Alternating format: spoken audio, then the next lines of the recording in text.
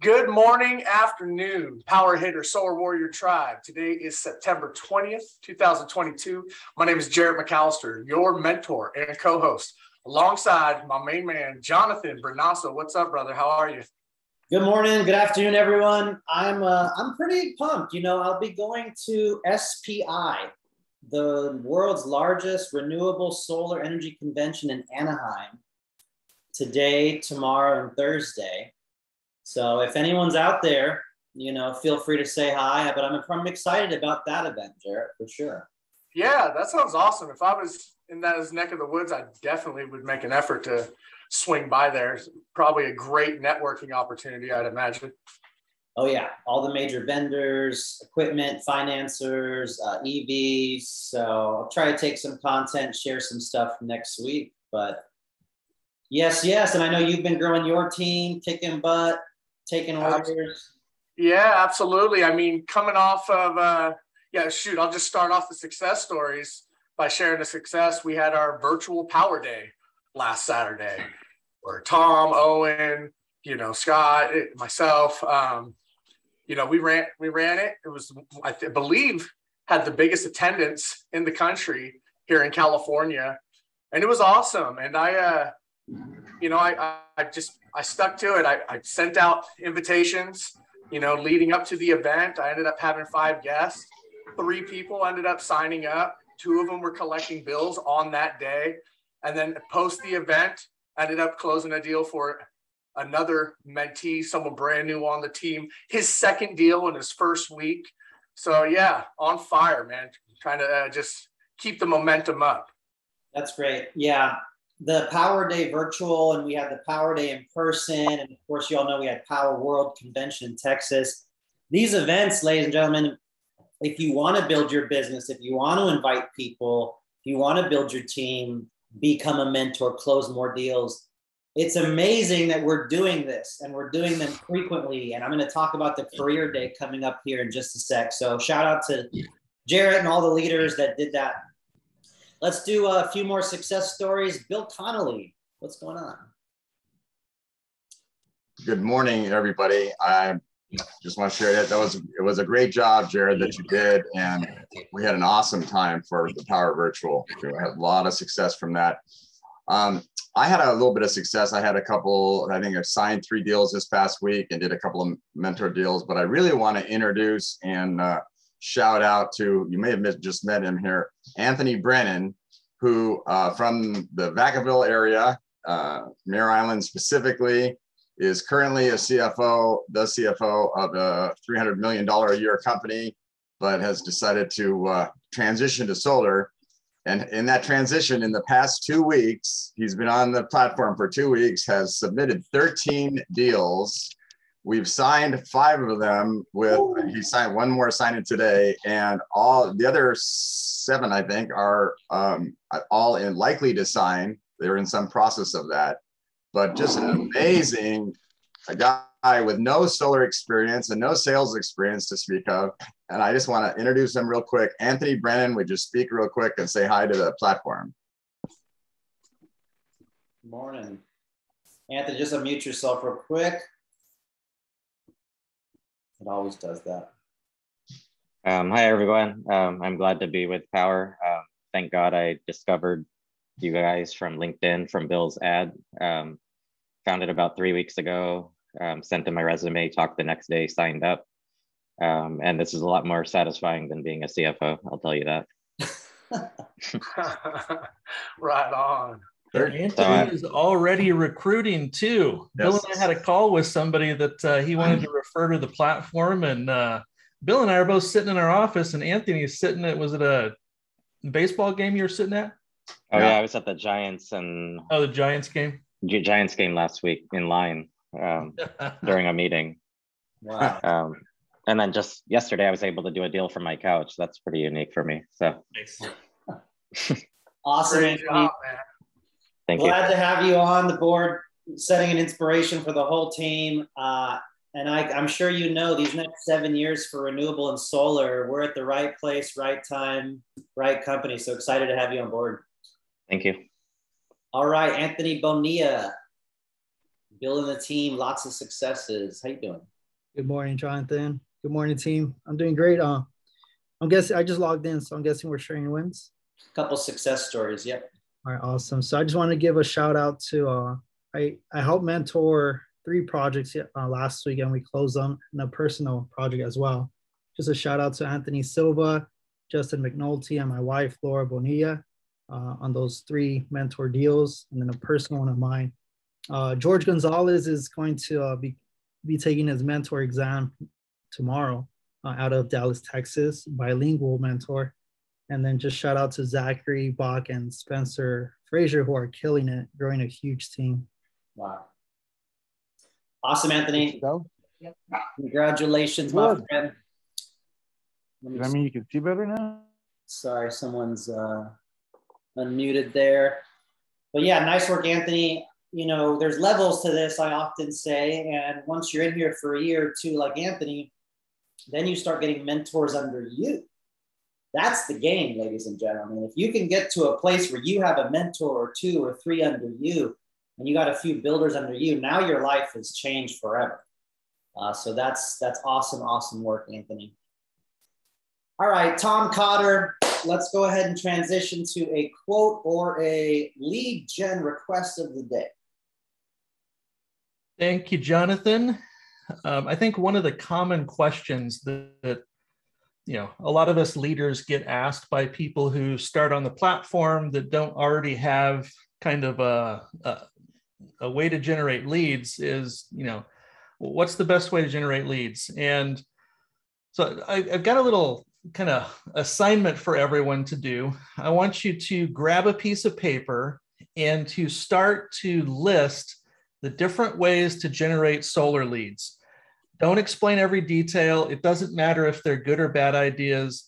And I want you to keep adding to that list and put the list someplace where you're going to see it multiple times a day.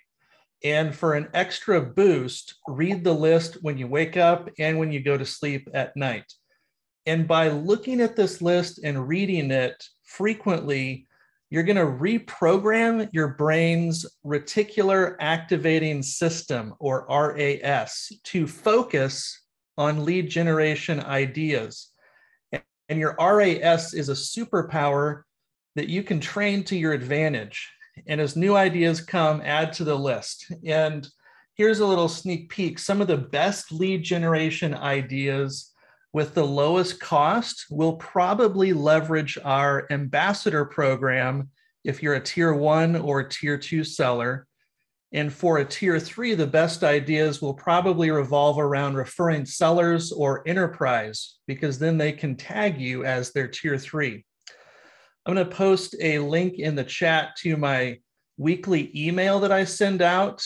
And in that email that I'm going to send out this coming Thursday is going to be a spreadsheet where we can actually collaborate and add lead generation ideas to that spreadsheet. So you can look at that and even use that as your list that you look at all the time. Really, lead generation ideas are abundant. We just have to train our brains to recognize them and then take action on them. Thanks, Jonathan. Awesome, awesome, Tom. Make a list, post it up. What you see, what you think about comes true. So definitely do that. If you have any other referral lead ideas, type them in the chat. I wanted to type in a few myself there. Social media posting, friends, BNI, digital door knocking, physical door knocking, ambassadors, LinkedIn, like Bill did, referral partners, roofers, realtors. There's so many ideas here. So I'll give everybody another one here, Jonathan. So go on Craigslist for whatever city you want and click on small business in the list. So let's say you're looking at Houston, click on small businesses. In the search, type tree, and you're going to see all the tree trimmers in Houston. Most of them are small businesses, so they list their cell phone number of the owner, the guy that goes out and trims the trees. So you now can reach out to that cell phone, call him and say, hey, I saw your ad on Craigslist for tree trimming. I don't need tree trimming, but I work with a lot of homeowners in the area and occasionally need some tree trimming work done. Do you take referrals? If so, what's the best way to get that referral to you? By the way, if you're ever at a house that has a great south or west facing roof without much shade, I pay $1,000 for any referrals for going solar. That's what I do for my business. So you can build a network of tree trimmers in different cities and stay in touch with them over text or email. And, you know, you can go on powur.com/team. And if you have their name, email, and phone number, you can actually sign them up as an ambassador. They'll get an email with a link to click to verify and set their password. And they're set up as your ambassador right there. There you go. Some nuggets on how to get referral ambassadors, leads, close more deals. Boom. Thank you, guys. All right, let's keep it going here. We're going to do a few quick announcements and some dates, and then we're going to get right into today's training. Again, Solar Warrior Tribe Power Hitters, everyone is welcome to this Tuesday call. So let's celebrate month to date September. Personal sales, Paul Leone. What an amazing leader, mentor, 12 years in the business. Coming in at third, myself taking fourth, a good Florida leader here, Joel, and then Jordan Shaw holding it down. Forgive me if I miss any of your names that are on here today.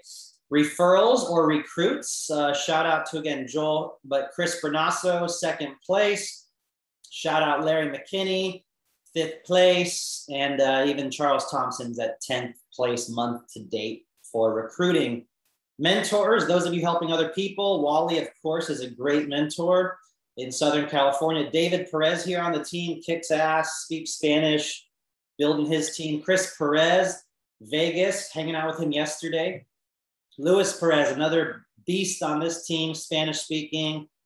Colby in Vegas. Cynthia Alvidrez, amazing. Chris Brunasso, amazing. So shout out to the mentor leaderboard here. Congrats to all you guys month to date helping other people close business.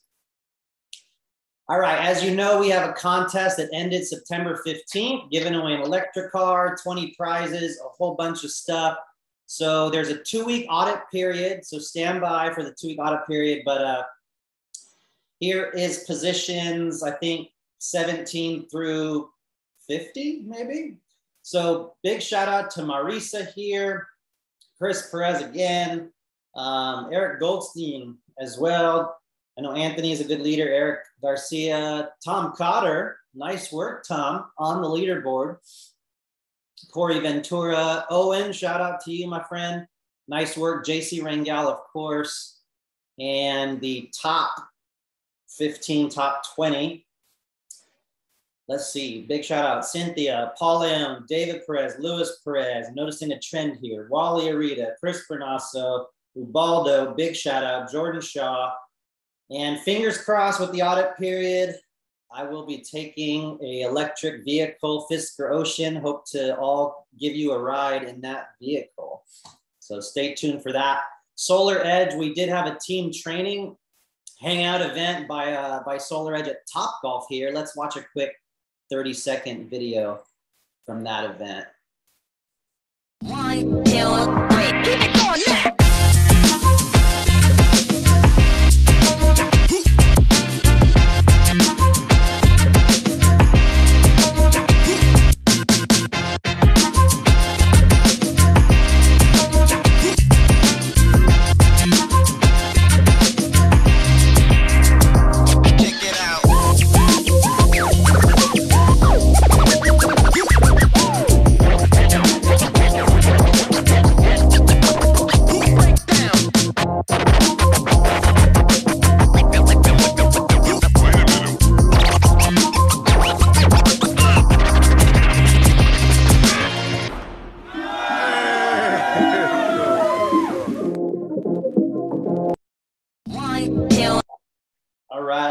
Hanging out with all of you guys, celebrating some of the leaders that were on the leaderboard for the contest at that nice event by Solar Edge.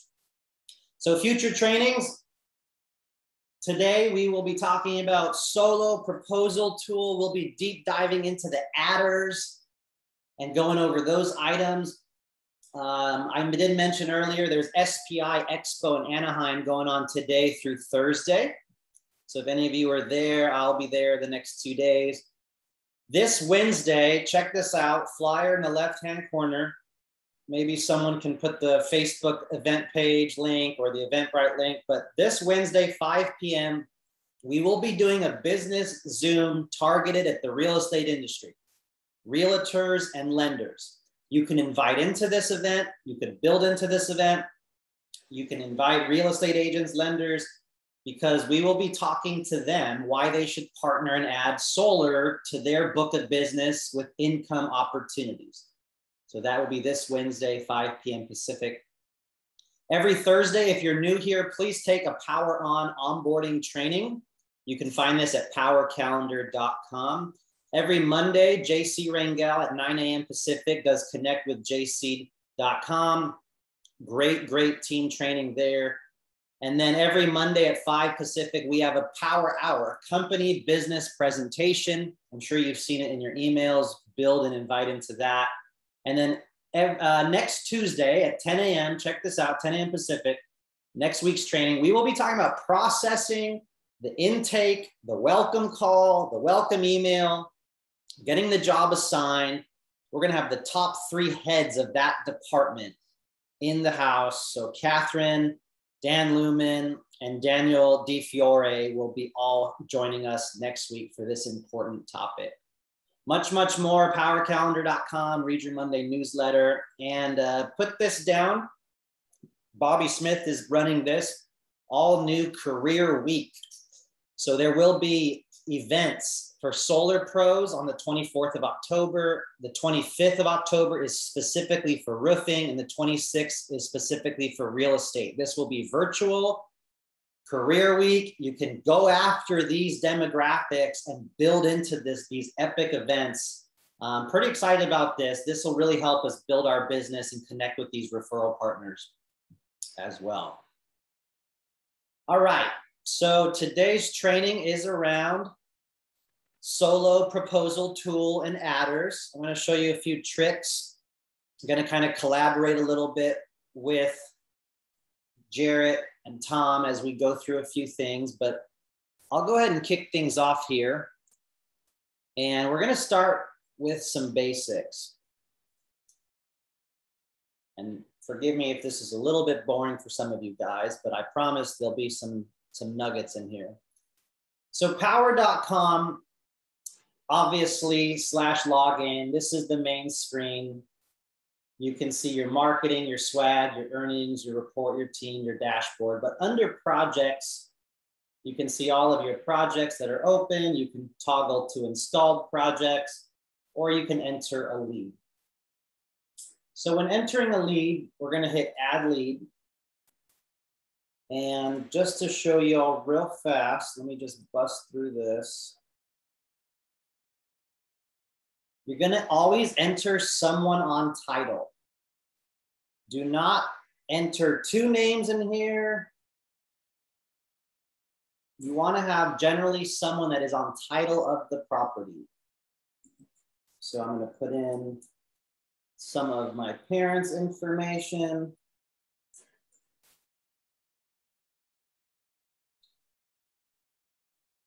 If you have the utility bill, always upload that here and try to designate the source of where you got this lead from. So then you hit create. If you're missing something, it'll tell you what you're missing. Then it'll let you create the lead. Now it's a lead. So if we click onto that lead, we can qualify it, meaning we're ready to move forward. Check the pin is on the right house.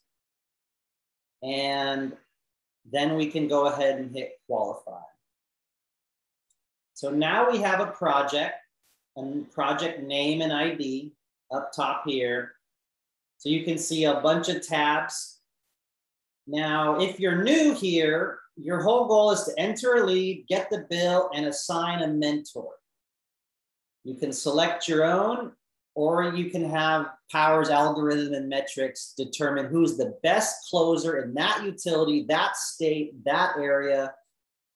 And you can even do it by virtual or in person. So, you know, maybe we want to select Jarrett McAllister, boom. We can select him as a mentor, hit assign, and now he has access to this job, and we're going to split it 50-50. Look at that dude's rating. It's pretty good. Yeah, nice reviews, Jarrett. Nice close rate. Now, well, something Jarrett mentioned, if you've sold 3 deals on with a mentor, maybe you're a realtor, it may let you request the proposal on your own. Don't do that. Always assign the mentor, if you're going to have one, before let them request the proposal. Okay, so just a side note there. And the reason for that, you guys, is because if you request the proposal and then assign the mentor, the proposal is going to come back in your name, in your solo account. And when the mentor requests docs, it's not going to go to the mentor selling the deal. It's going to end up going to you. It's just a mess. So like Jonathan said, if you're using a mentor, let the mentor request the proposal. That's right. And if you need to add an ambassador, once the ambassador has joined Powur, you can see them in your team section. You got the email saying that they joined. If they're not showing here, you can email salessupport@powur.com, project name and ID in the subject line always, and then say, please add this ambassador, name, email, and phone number, and you can get the ambassador added to the project. So under site info, you're going to want to make sure that utility bill is uploaded. We're going to touch on annual consumption in kilowatt hours here, but I tend to leave that blank. So if I upload the utility bill, so I'm going to go ahead and find, I think I deleted it already, but you find the utility bill and upload it. Southern California Edison. If you know the roof information, try to enter it or let the mentor enter it. This will not affect your proposal, but it is good to try to enter the right information to help your mentor if you have one. I fill in every section. Roof mounting, if it's HOA, I just put not applicable. Financing, I just put cash. Solar. This stuff is not too important, but it is helpful again if you have a mentor. Now, I want to show you all a little trick that I do. So I will put in the proposal notes, and I'll put this in the chat for y'all as well. I have it in a saved notepad. I say, please see usage from electric bill uploaded, file and copy usage to solo proposal.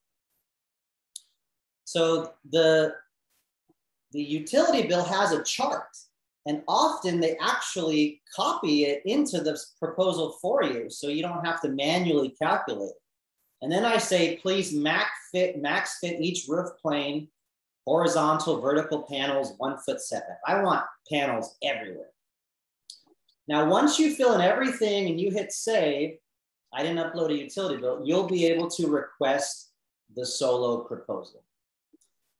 So now I want to show you one example of what that looks like. So here's a project, and I put, please see the utility bill.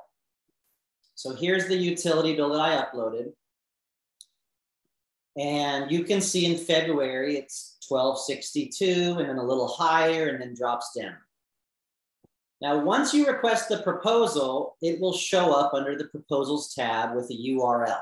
And that URL lets you obviously access the solo dynamic proposal. And if you're new here, this is where you want the mentor to jump on Zoom and start teaching you all of this stuff. But I'm going to open the solo proposal. We have what's called a max fit design, panels everywhere. We can remove and add panels with the edit button. But I want to check the usage. So if I click on the bar, and we'll circle back around to this in a sec. What was my month of February, Jarrett? 1262. 1262. So if we come over to February, did the designer put in the right amount here? It did. And we even said the prior 3 months, 1, 2, 3 were higher, and then it dropped down. So guessing they probably have like an electric heater or something, or running that pool heater in the winter. Yeah. So my main takeaway here is if the utility bill has a graph like this, and we're asking nicely in the proposal notes, then sometimes they go ahead and put the usage in for us. It's a little trick. Now, sometimes you'll ask for something here and they may not do it. So you can always go to request a revision, you know, be patient, use the chat, and eventually you'll get the right proposal if there is a revision needed. Proposals do need to be within 30 days in order to sign them. Once it's over 30 days, you can no longer sign a contract with this proposal. Question, does it cost a proposal credit if you need a proposal refreshed? Yes. And is there a way to get a refreshed proposal without having to redo the entire design? So a proposal does cost some credits, and I believe a revision may use a few credits. A half a credit.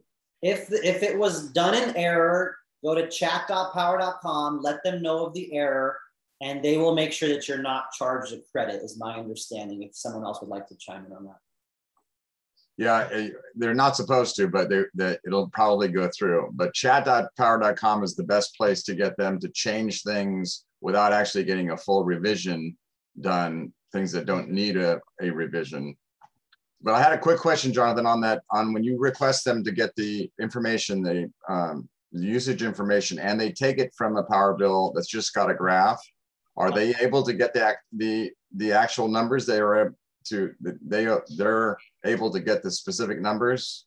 They do an average, so it's an approximate bill. Okay. It's honestly close enough. Now it's up to us guys to calculate this every time. But to answer your question, Bill, 8 out of 10 times it's close enough for me, and I move on.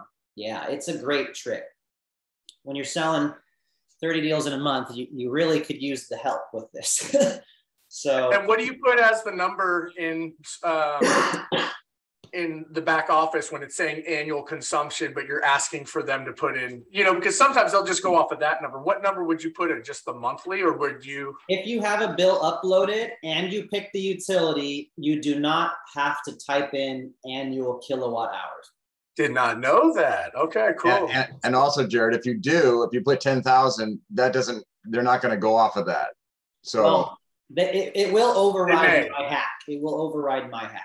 So the secret is if you upload the bill, do not enter anything in the annual consumption. Okay.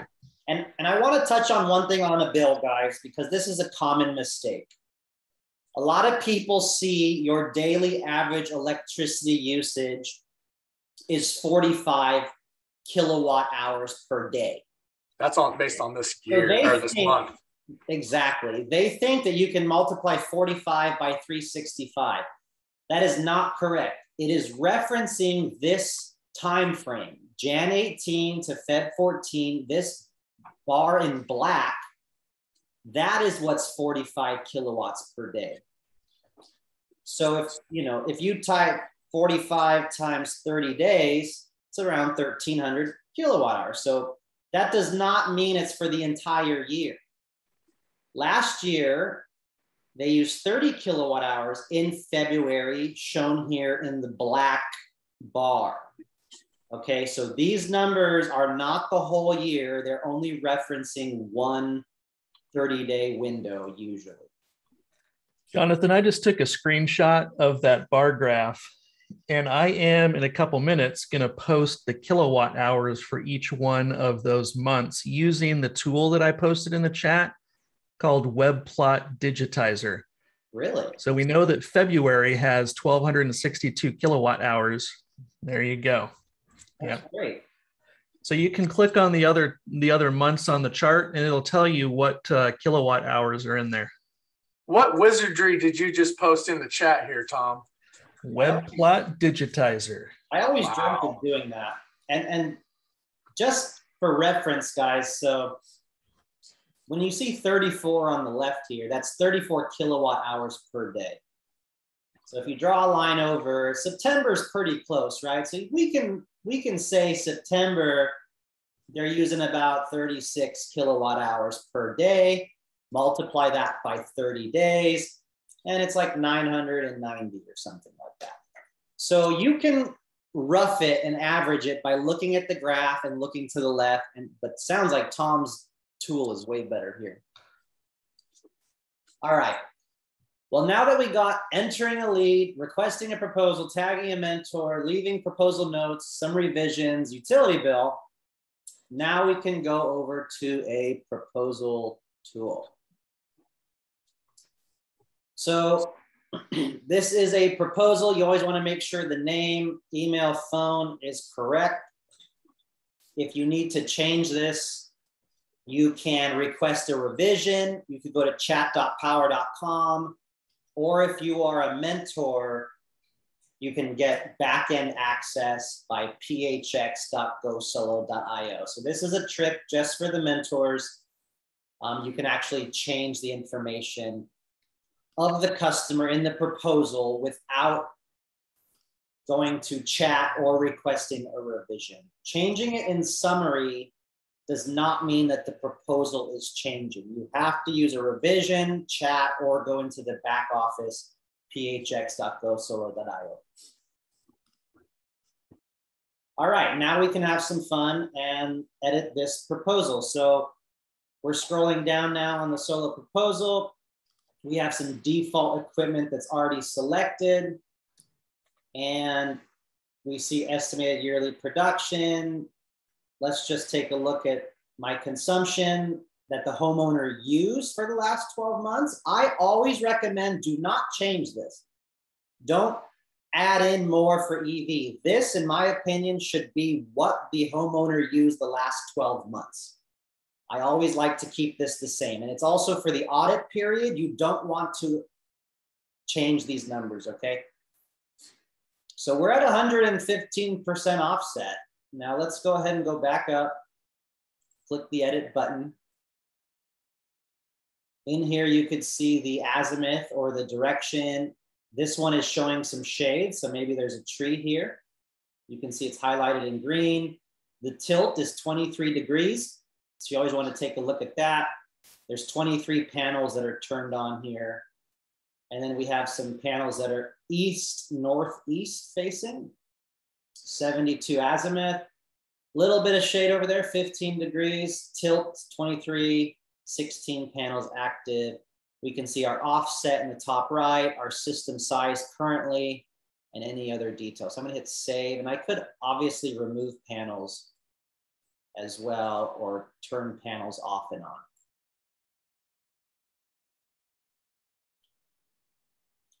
So let's keep, actually, let's go ahead and look at equipment here.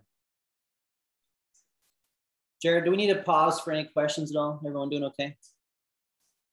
I'm not sure if Rosa has a question. I think we're good. Okay. I'll take a look. Hold on.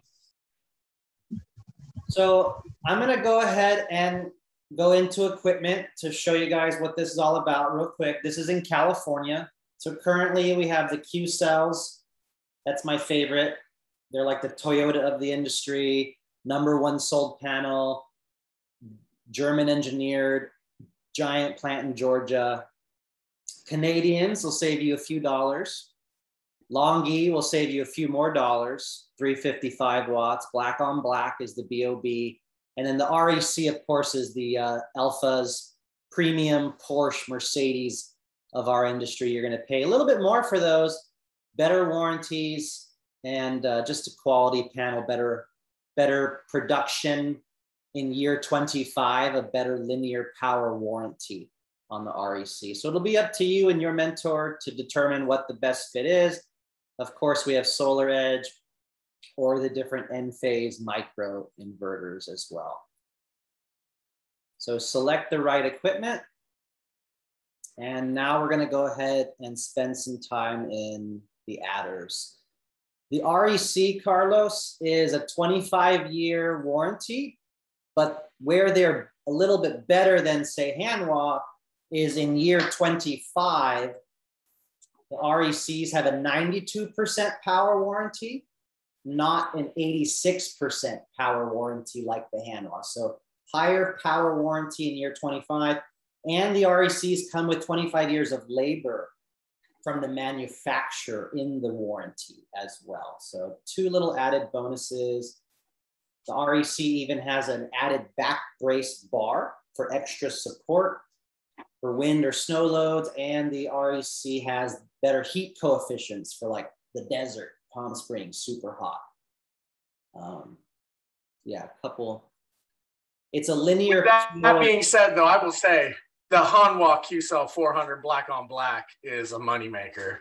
Yeah. I mean, that's what I'm leading every project with, and people absolutely love it. Best price performance. And the installers don't like the Canadians. They're giant, they're heavy, and their wiring is short on one end, long on another. So yeah, if you can stick with the QCells or even the RECs, you'll be in good shape. And Carlos, I mean linear power warranty, not production warranty. So very specific differences there. I'd go ahead and someone could type in the chat or explain that, but we only have a linear power warranty with this. All right, let's keep it moving. Maybe we'll get some input here from the gentleman. So adders is electrical adders. We have a D-rate, main panel upgrade, RMA, sub-panel, line side tap. So let's touch on this real quick. A D-rate, and I keep it simple, I don't get too technical, is when they have to change the main breaker to allow for more solar, to allow for back feeding back to the grid. So it's $650. And then a main panel upgrade, obviously their electrical panel is too old, we have to do a new one. TBD is to be determined. If it's not needed, it will not be done. If the engineers determine that the solar will work fine with the house, it will not be done. You can change order, lower the price, or hey, your commission just went higher. Congratulations. Required is it will be done regardless if it is needed or not. RMA, GMA, line side tap, those are advanced techniques to avoid a main panel upgrade. They can suggest that after the site survey. It may help speed up the project. You may avoid the $2,000 to $3,000 cost of a main panel upgrade. So those are RMA, GMA, or line side tap. Tom, I don't know if you have anything to add on those two guys. I mean, derating is a pretty big topic. I'll post a link in the chat to how to know when to derate the main breaker, and that ties into how to know when to, upgrade the main panel. But if you're selling in California, you're not going to be doing line side taps. If you're selling in Texas or East Coast, you may be able to. Got it. Yeah, that's true. It's dependent on the city and who even allows it. And I will circle back around on EV chargers, Jay, and then Jane, I'll circle back around on sunlight hours and direction as well. So sub panel, self-explanatory, a separate sub panel for more circuit breakers if they request that as well. So those are electrical adders. With a main panel upgrade, you always want to select stucco, paint, and patch. So when a panel is recessed in the wall, the installer will try to stucco around it and make it look as good as possible and paint and patch around the panel. So always include these two with a main panel upgrade. And just to throw it out there, a disclaimer, these prices should be the highest that the installer is allowed to charge. I know that some installers charge $2,100 for a main panel and $300 for stucco paint patch. Well, that means I just got, what, $500 to $600 more margin on the project, more commission. So this should be the highest allowed per the MSA agreement with our installers. Moving down to mounting adders. If there is anything except asphalt composition shingle, you want to make sure to select the proper roof type. Concrete tile requires extra work and extra racking mounts. Flat roof, we tend to use ChemCurb or ChemCurb. It's slightly tilted, so it's additional cost there on the flat roof. Ballasted is when we don't penetrate a flat roof. We actually use concrete bricks on a racking sled system, if you will. And that is often common like in Palm Springs, where there's not enough support and rafters to penetrate. You need a ballasted system, very expensive. Foam roof, that's usually flat or very low degree tilt, or often in the desert. Metal roof. Now guys, metal roof, this is like standing seam or corrugated. This is not an entire metal Decra tile roof. On those, you need to get a custom roofing bid from roofing department. You can also request it here. I just want to point out, metal is only the metal we can work with, like standing seam or maybe corrugated. But if it is the entire metal roof Decra tile, then you do need a comp out, recessed. Again, work with your mentor or solar pros with years and years of experience if you need help with that. Lastly, ground mount. Let's dig into this one for a second. A lot of people say, should I use Solar Edge for a ground mount or Enphase for a ground mount? It's up to you. Both work well. I have done more Enphase on my ground mounts recently. A lot of commercial jobs use Solar Edge, so it's really up to the person on the inverter. This ground mount, again, is the highest price. It often is not this expensive. Steel has come down. Other things have come down a bit, but this is the highest. Now, you do want to also include trenching. So maybe you need, 20 feet of dirt trenching. Maybe there's the last 10 feet to the electrical panel is concrete. Or if there's any rock formation, pretty similar to dirt trenching here, just a little bit more.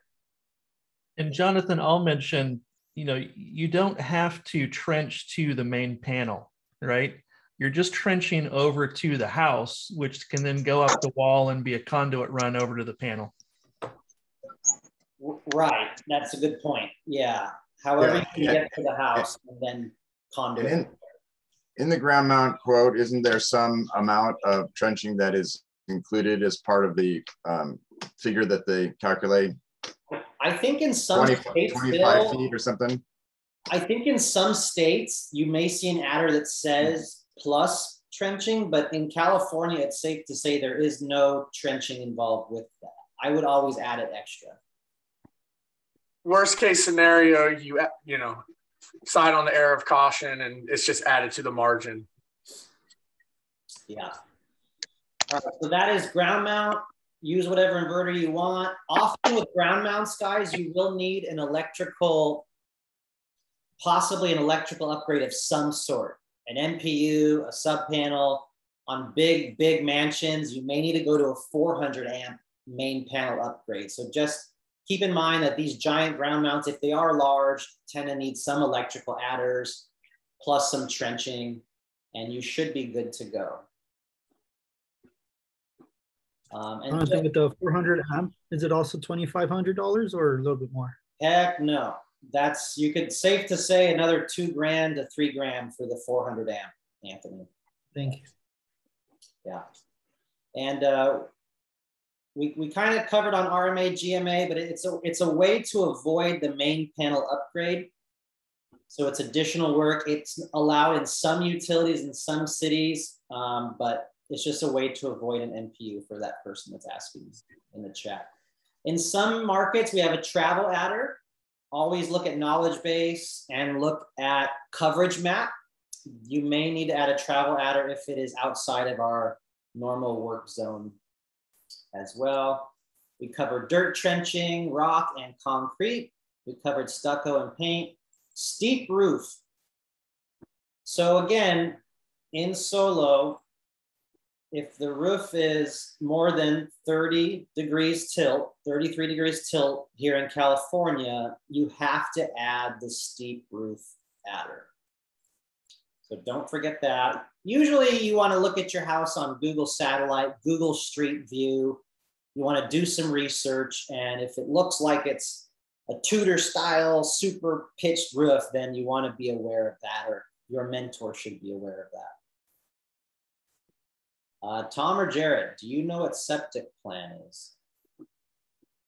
Oh, I try to avoid those. That would be for a ground mount. If it's a ground mount, Yeah. If if you need to make sure you're avoiding the septic system with your trenching and ground mount. Because they all have leach, you got a leach field when you have a septic system. So you want to stay away and just avoid it. I have run into that. Yeah, thank you. And then Roy, you asked, it's up to us to add the mounting adders. Depending on the roof type, you or your mentor has to add the correct mounting adders, guys. And you need to get good at looking at Google Street View or getting pictures or going to the home and being able to see it and know that's concrete tile, that's a metal roof, that's clay tile. So if you don't know that, work with a mentor that can help you. And we will have more roofing training coming up very soon. All right, attic run. Now, I'm going to preface this by saying this cannot be done on all jobs. This is where the conduit is kept in the attic where possible, comes out the side of the house down to the electrical panel. If there is room, if there's crawl space, if it's even possible, this is a maybe. It helps keep it aesthetically cleaner looking on the outside of the home. We're going to run the conduit as best as possible and paint the conduit to match. If you add this, also when you get the designs back, remind your PM, hey, I wanted this to be attic run. Okay, so some of you select that. 99% of the time, guys, I never mess with this one. Inverter in garage, kind of similar. I never mess with this. Inverters are okay to be southwest facing, get hit by the sun next to the electrical panel. But for whatever reason, if you have like a townhome that requires it in the garage or an HOA, or you want it to look cleaner, the homeowner's concerned about it being vandalized for some dumb reason, you can select inverter in garage. Critter guard. This one's fun. So like in Vegas, this is popular. In the high desert of California, this is popular.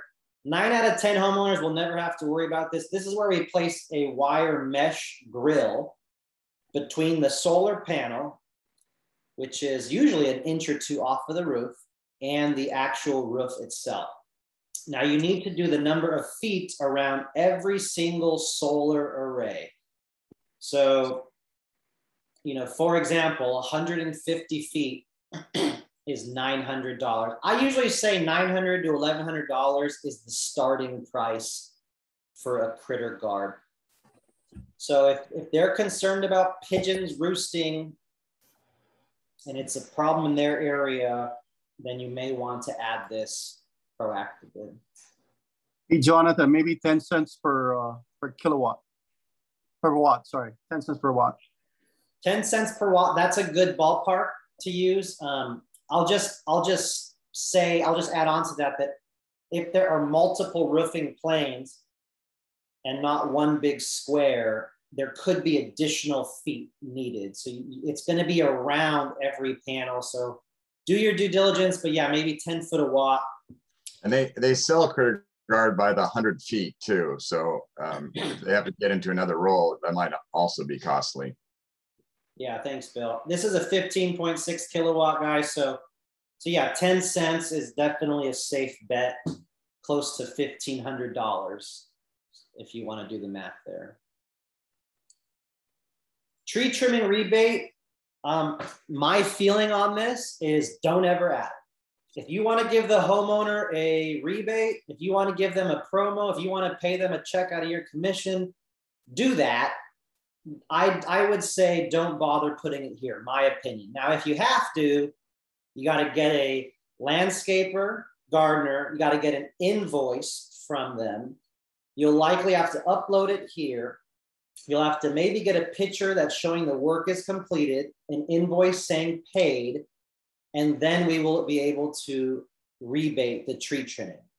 My advice, leave it out. Jarrett or Tom? It's just going to cause problems and headaches and makes things more complicated. Yeah, you're absolutely right. I mean, if you have to do it, but if you're doing a lot of deals, this is the stuff that you're not really trying to deal with. You don't want to slow down the process over $1,000 tree trimmer. Like, seriously, leave it out, in my opinion. But up to you. And then this is, again, something I've never used. And I know there's certain things that qualify. But Tom or Jarrett, do you guys have anything on the energy efficient kit rebate? Coming soon, I would assume. I've never used it. I mean, once again, it's just another added thing into a project, and you're making promises and it's convoluted and you're going back and forth and light bulbs. And I don't know. I try to keep projects as clean as possible, learned from you. So those are my thoughts on it. But Tom, have you had experience with the energy rebates? No, it's, I put that in the same category as the tree trimming rebate. If you want to develop a whole problem, or not problem, maybe a problem, a program around that. And I mean, you really got to babysit that on the back end to make sure that it goes like it's supposed to. So I don't like creating babysitting jobs for myself. So I avoid that. Yeah. And I would also say I saw someone recently ask in the Powur Pioneers group or something about the energy rebate. The customer wanted to get new windows as energy efficient. Is there a max? Is there a cap on that? Like, does anybody know? Or I would not do that. You can email finance@powur.com to ask if it has to save a deal, but trust me, keep it outside, stay in our lane, do the best of what we offer right now. One day we will offer it. One day we'll have HVAC, but not right now, in my opinion. But finance@powur.com. Yeah, that rebate is more for like LED light bulbs and a smart thermostat and things like that. For James, who asked a question in the chat, it's not for a load controller. All right, I'm going to try to hustle through a little bit more here. I know we're coming to the top of the hour, so this will go a little bit later. In some areas, there may be extra engineering needed. If you're aware of that or your mentor, you can add this. Again, this is something I've never added personally. Roofing work.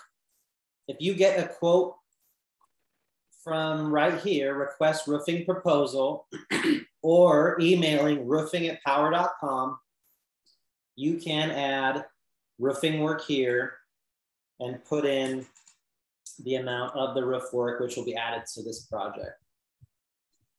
I had a question on that, Jonathan.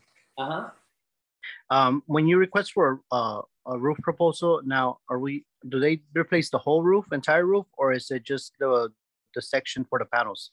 It's up to you to ask for either a partial roof under solar arrays only, or for an entire home re-roof. And when you get the roofing proposal back, depending on your market, you can actually toggle on or off certain areas on that roofing proposal. Yeah, and I'd like to add to the roofing portion is that if you add a single dollar in the roof work adder, it's going to go to contract review, where it's going to delay the process. They're going to email you saying, please send us the Powur approved roofing proposal. So unless you have a Powur approved roofing proposal and know about it, don't put a single dollar, because it will delay the project getting assigned to a project manager and over to an installer. Also, please, because of wait times and everything, and what we have going on and matching up a roofer, you have to set proper expectations with your client. If you have roof work involved, let them know that it can be up to a week before we reach out to them to schedule site survey, because like I said, they're matching up the roofing proposal, a roofer, the installer all together, and it takes extra time. So just want to give everyone a heads up about that.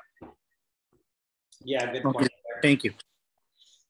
Miscellaneous electrical or permit, honestly, I would just buffer the margin. So I would not recommend using those.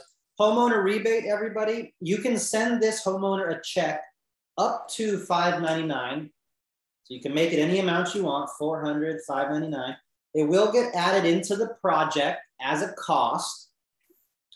But we're a business owner. Everything here is up to us to select or add and then present. You have all the tools. So if you want to add a rebate, likely will still be cheaper than most of the competition. You can add a rebate with the homeowner rebate here. They are not 1099 for this. This is just a check that comes 3 to 6 weeks after the solar installation. Homeowner rebate. Extended warranty. Our Powur Care 30-year parts, labor, roof penetration. Look up knowledge base for more information. if you are doing Solar Edge, you could extend the 12-year Solar Edge manufacturer's warranty by default to 20 or 25. Might as well add the Powur Care every single time, in my opinion. Now, I'm going to pass this one for now. Multiple arrays. So if you're using 3 arrays or more, you know, in this example, I think this might constitute that. You have 1 array here, 2 array, 3 array. So 3 or more, it's good practice to add the multiple array adder. The installer may or may not charge for it. Your commission could go up, but good practice, 3 or more arrays, go ahead and add multiple arrays. We do have the Solar Edge battery, and we have the N-phase battery. I'm not going to get into too much detail here. There's different N-phase options for battery. Hop into the office hours or look up other training for the N-phase battery. These batteries also have about $2,000 to $3,000 of margin. So I'm going to say it's like a $1,500 commission. We are going to get that number fine-tuned. My brother's working with the commission team, but it's safe to say $2,000, $2,500 of margin in these battery adders. EV outlet and charger. Hopefully I'll explain this okay. The first option is just the outlet, a 240 outlet, a plug where they want it. Maybe in the garage, maybe in the side of the house. This is parts, labor, conduit, metal involved, maybe a breaker. So that is just for the outlet. Now, with an EV, you also need the charging device.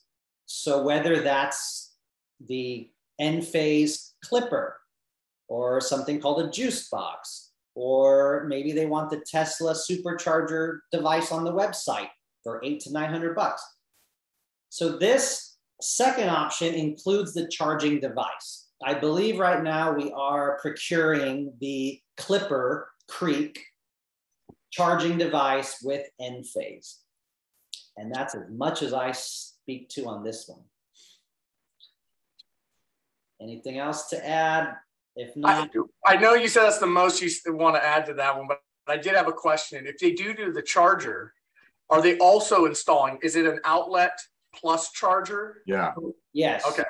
Just the charger's not just wired directly in. It's they install an outlet, then they add a charger to it as well. So that's why it's so expensive, Jarrett, because the Clipper Creek, you know, if you go and look at them, their highest priced unit is like $1,100, you know, and so the outlet has to be included. Gotcha. Yeah, and here's a picture of what a Clipper Creek looks like. So yeah, one is for the outlet alone, and then one is for the charging device as well. And the outlet plus charger should be about $2,000. They're going to adjust it in Solo from 2,400 down to 2,000. So there's a little bit of margin built in right now. Yeah. Thanks, Chris. Right. Would the 30-year warranty also cover this in case it was not working? That's a good question. Anyone want to? I'm going to say. I would say no. Honestly, I mean, it's not in the warranty as of right now. I mean, that doesn't say charger is included in it. I'm sure the charger has a manufacturer's warranty, but as of right now, on an error of caution, I would not say that is included. I don't know, Brunasso, you agree with that, or? I think it's case by case. Like, I don't think we're going to not help them because we installed it, but it may fall to the manufacturer's warranty on that component. So yeah, I'm going to say case by case. We may want to ask Powur's O&M team regarding that specifically. All right, lastly, the margin. This is what we make 70% of. Powur has to keep a minimum of $1,500. So in this example of $9,360 times 70%, it's a $6,500 commission. It's up to you to set the commission. If you want to get uber competitive, and your margin drops below $5,000, well, 30% is not $1,500. So remember, minimum $1,500 Powur keeps. So in this example, 4,680 minus 1,500 is a $3,100 commission. So this is where you set your commission, and all of this can be verified in the pricing tab. You always want to make sure you see the modules are there, the inverters there, and then you have all the other pricing as well for this system. A couple more things to point out. Almost done here. If you click the edit tab, actually, I was trying to look for sun hours. So sorry, if you click system details here on the left, you will see, again, those modules, the azimuth, the tilt, the shade percentage, and then sun hours. So someone asked earlier, can we do north facing? We can. If it's a heavy tilt north, it's not going to be as much production. If it's less of a tilt north, it's going to be more production. Now they're throwing shade in here, but without any shade, like on this example, we do use by default, everyone, a 3% burn-in. Like when you buy a new car and drive it off the lot, you have a burn-in on the first year. So often panels have a 0.5%, 1%, 2% burn-in in year one, fresh off the lot. We put 3%. So often our estimates for kilowatt hour production is conservative. We're usually not over promising, and in a year later, it didn't produce this, and now we're looking stupid. So we do use a nice 3% burn-in. Our numbers are conservative. You can see the breakdown of production per month. And I just want to state that we get our data solo, this tool gets our data from PV Watts. So PV Watts uses 40 years of weather data, as well as other solar system productions and a lot of metrics to come up with the production based upon azimuth, longitude, latitude, state, shade, tilt. That's what gets you the sun hours. That's what gets you the estimated kilowatt hour production per year. Personally, a lot of my systems produce 3 to 8% more in year one than my proposal said, so I look like a hero. Hey, Jonathan, really quick, I'd like to give a pro tip on the edit screen. If you can go back up. That actually, yeah, that's a great one. A lot of the times you guys have noticed ever since Solo like redid, we went to version 2, sometimes it's zoomed way in on the home. In order to fix that, if you scroll down to the bottom left-hand or bottom right-hand corner, and you click the 3-tier option bar, set home view, then you hit continue. You can zoom out a bit, 1 or 2. I think usually 2 zoom outs is pretty good, and then hit confirm. That way, when you go back into the Solo proposal, it's not going to be all zoomed in and gritty and granular. It looks a lot better. Oh, bro. So, learn something every day. Hit edit, hit the 3 on the bottom, set home view, continue. Yeah, I hate how it's all zoomed in. Hit confirm, hit got it, hit save. There you go. Oh, look how pretty. That's nice. And some of the proposals have a sunlight feature here too. Not all of them, just some of them. Yeah, I've not been able to get that to work. That's one thing. Do you have to click inside the sun? No, yeah. A lot of them say sunlight and it doesn't work for me. It's a crapshoot for me. But yeah, hopefully that helped out with the zoom in and out, because that was driving me nuts. And I was actually having to go into Solo, request the proposal that way, click on version 1. So yeah. All right, I'm gonna try to wrap this up here in a minute. I just want to cover a few more things. We covered pricing, adders, incentives, guys. If you're doing the 12-month promo, the 3-year promo, new customer incentive has to be unselected. So just real fast, I'll do a mosaic 15-year. They're all let's do a 299.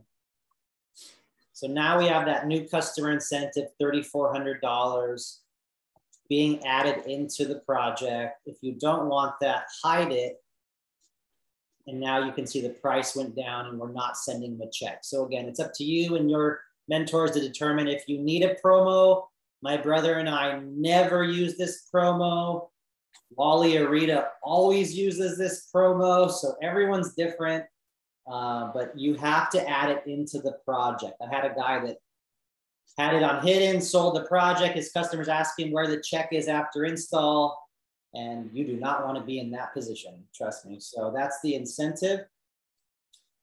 And utility escalation, roofing, we covered that. So last thing we're gonna do is show how to request docs, and then we'll wrap up. I know, Chris, you wanted me to cover some of this. So we have our lenders. If you need help, work with your mentors, but we're just going to select the normal loan here. And now we're ready to sell this deal. Let's do a 25-year 2.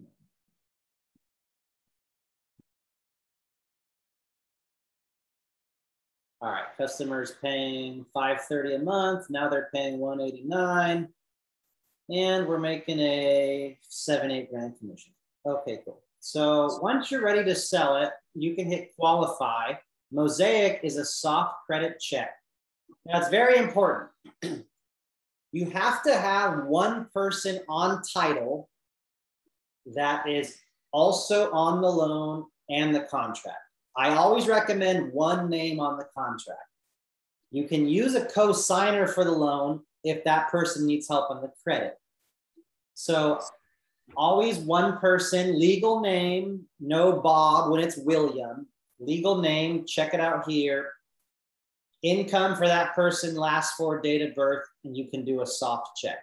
If you need to add a co-applicant, then you can add a co-applicant as well to this. So always make sure that the proposal name up top is the same person that is going to be the primary for the loan and is on title. If you need to add a cosigner, you can. So do the soft check. And then, and if you guys can put the questions in the chat, not private directly to me, please, we'll try to circle back around. So lastly, I'm going to cover requesting docs. This is really important.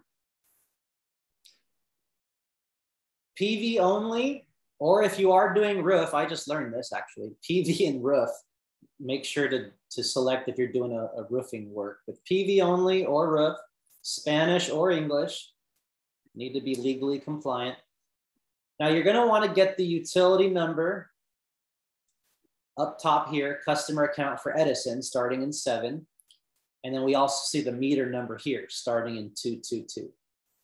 So you'd want to enter the account number and meter number. You always want to try to do this initially so that the interconnection and net metering form is pre-populated for our team. If you don't do this, you will only be causing a delay or an issue or an error down the road. So always try to enter the account number, meter number every single time you request a doc. And you have to ensure that whatever name is here, I don't care if it's their nickname, their cousin, their tenant, I don't care who it is. If it's typo, it has to be exactly spelt out here. So you would select utility account holder if it's different from the homeowner. Ricky's not on the utility. And it's okay, guys. It's okay that the cousin, the mother-in-law, the tenant, the friend is on the bill. That's fine. They just need to sign the net metering interconnection agreement. So you would type in here, Isabel de Santos III, whatever the heck shows on the bill, type it in exactly here. Now, my advice is to use a secondary email if there's one available. So in this example, Ricky is going to sign the contract after the solar rep signs. Once Ricky signs, then it will go to Isabel, and it'll go to this email address. Once all 3 parties have signed, you will get an email that says completed. If you don't get that, you do not have a contract that is completed. Now, if you have to use the same email address, the one that comes up by default, Maria the third. Again, exactly. I don't care what it says, exactly. If you use the same email, it gets a little tricky. They're going to get one email first for the contract, then they're going to get another email within a minute after that. It might get confused, it might get clumped together. Then that's for the interconnection, and they have to make sure their DocuSign is configured that it's saying Isabel and not Ricky. That's why I recommend using a secondary email address.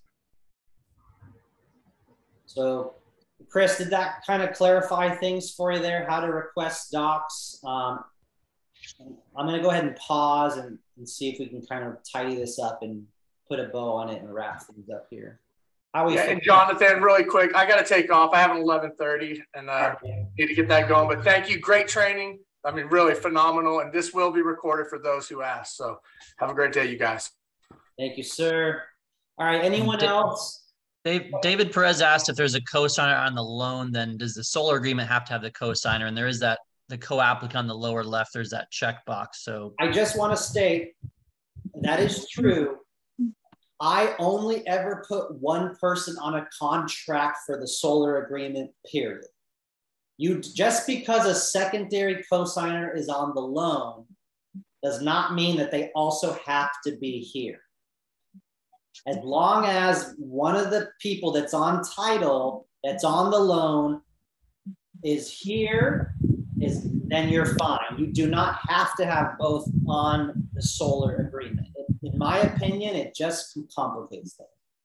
Got it. I did not know that. If the husband and wife are like, both our names aren't on there, then that's a different story. But 9 out of 10 times, one person on the contract. Okay, I have a question. What about it is a brand new house? There's no utility bill yet. It's a brand new house. How you can do that on the part of the outload the electricity bill? Yeah, thank you, Rosa, for asking that. And it's a great question. I would recommend working with a mentor that has done many of those. But the answer is you want to leave those notes in the project handoff notes when you sell the job under site info at the bottom. So you're going to leave those notes there that this is a new build, new home. We don't have a utility bill statement yet. Now, what you could do, Rosa, is if the homeowner does have a utility that they can log into the website, you could go in and capture the account number. You could, sometimes you can capture the meter number. Sometimes you could capture the account plan. So again, if they have access to the utility website, screenshot this information, screenshot the customer name, and upload this into assets. So at least you're doing some work that, hey, I have the account number. I took a picture of the meter on the side of their house. Now I have the meter number, but they don't have a PDF bill statement yet. So do those tasks and leave notes in project handoff. Hopefully that helped answer your question. All right, guys. Anything else going on in the chat? If you need to take off, no worries. Appreciate it. My name's Tom O'Reilly. I'm sorry? I'm a new person. My name's Thomas O'Reilly. Hey, Thomas. Nice to meet you guys. Thanks for the for all the input. I'm learning. I got a lot to learn. I probably won't learn it all till Christmas. There's a lot to learn here. Yep, that's totally fine. And you know, ultimately you're going to tag mentors on 10, 15 utility bills, and you're going to Zoom with them for 30 minutes. They're going to show you all this. Then you're going to present to the homeowner, and then you're going to close those 5 deals after presenting 15. Right. So I'm excited about closing. Great. Super good. Thanks for your general leadership. You did a great job. Thank you. Oh, thank you. Now, for the roofing proposal, request 1, but now after this training, my concern is that roof proposal includes what is needed to replace the roof, or it has to go, or that proposal, do I have to go back to the others and start customizing? So roofing gets pretty complicated, Rosa. You know, if they need just a paper lift and relay, if they want new tiles, if they want it on the entire roof or just a portion of it. So you definitely need to know how to price and quote estimate roofs and work with the roofing team if you are going to be selling a roof. And I hate to beat a dead horse here, but if you don't know those tools, you have to work with mentors that have sold many roofs that can teach you and guide you for that. We do not want to mess up deals and have bad experiences with the homeowner. Okay. Yeah. Let me see if. Yes, we need to wrap. Yeah, I have a question. Yes, go for it. For the homeowner, have a title on the house, and the co-signer doesn't have title on the house, but I want to know, can they claim the tax? If yes, that's a good question. Thomas, I'm going to mute you. Rosa, Thomas. Okay, Anna, sorry about that. Please stay on mute if you can, guys. All right, so Anna, my answer to that is, I just had this conversation with someone yesterday. My understanding is that in order to claim the federal tax credit, an individual needs to have that home listed as their primary residence or maybe their secondary residence. In my opinion, they do not have to be on title. So that's up to them and their CPA and their tax professional. If they're paying for some mortgage or some rent, or it's on their taxes as their primary residence, they're on the loan as a co-applicant, in my opinion, claim that damn tax credit. I don't care if they're not on title or not, or in the will. But again, we're not tax professionals. They have to get that done with their CPA in order to answer that question. Thank you. My short answer there. And one more thing for the farm, for the house I got in Colorado. His house is like a farmhouse, and he said the address doesn't show right address on the Google yet. It doesn't put the right pin. So,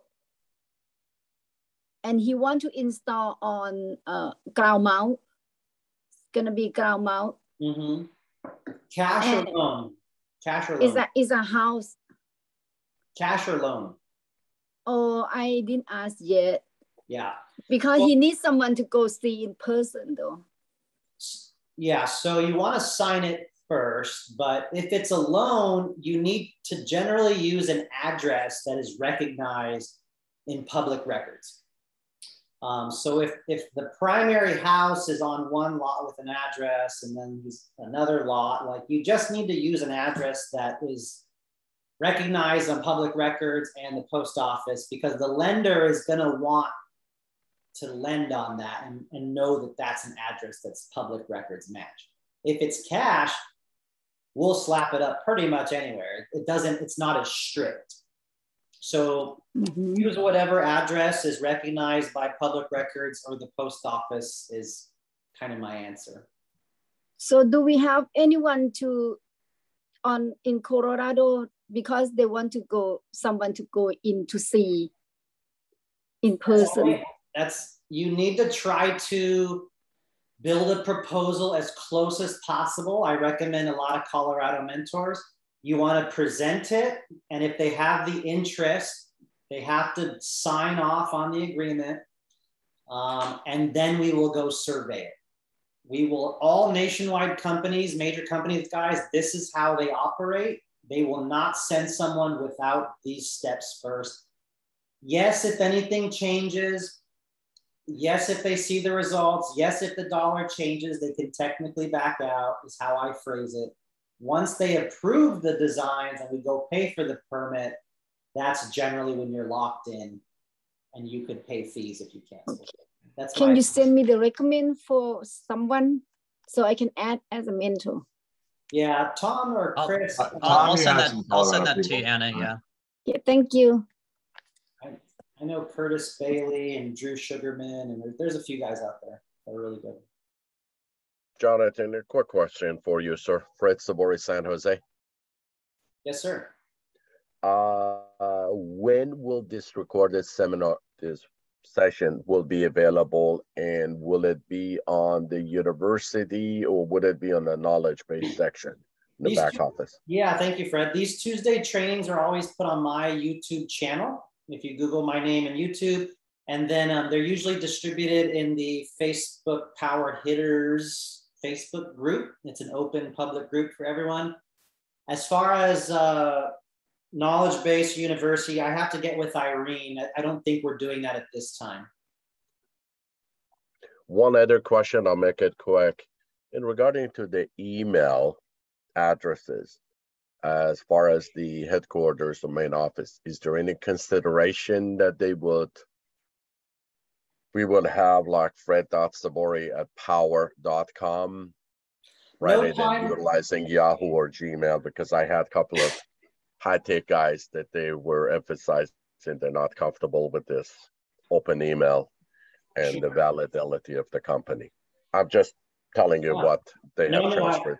I appreciate it, Fred. This has definitely been asked many times before. At this time, Powur, I don't believe, has that on their radar or roadmap.